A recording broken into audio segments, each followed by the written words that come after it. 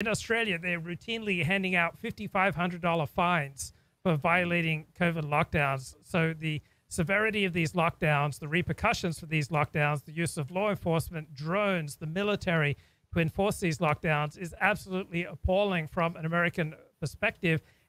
That for Americans, their primary value is freedom, because America emerged out of the first British Empire. Before the Enlightenment, it emerged as an armed revolution against the British Empire, and Americans resolved to be free. So Americans place far more emphasis on their freedom than do Australians, New Zealanders, South Africans, English, Europeans. Like, freedom is the number one American value.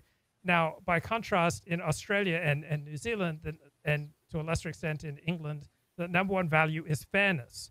So from an American freedom-loving perspective, these COVID lockdowns in Australia are an anathema. From the average Australian's perspective, these lockdowns are a reasonable response to an unusual situation that preserves lives, and therefore it is fair. So Australians have 20 different ways of saying fair. They have all sorts of expressions that Americans don't use. Fair go is a very common Australian expression. I don't recall Yanks talking about a fair go. Fair dinkum, common Australian expression that someone, is a decent bloke. You say he's fair dinkum.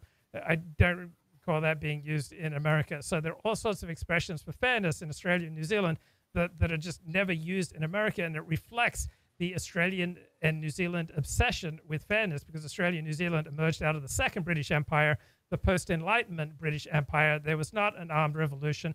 And so by and large, Australians and New Zealanders have a government that works for them. They may complain about it, but in the United States, the government is frequently seen and experienced as the enemy. You get off the plane, you go through bureaucracy, customs in the United States, you are treated as the enemy. As an American, you are treated by your government as the enemy when you disembark from an airplane and go through customs. You go to Australia and you're an Australian and you go through customs, you're treated as a friend. You're treated as a mate. You are treated by people who look like you and sound like you, and you are welcomed. So Australians have a government that, for all its flaws, basically works for them. They may complain, but Australians, by and large, support these stringent COVID lockdowns.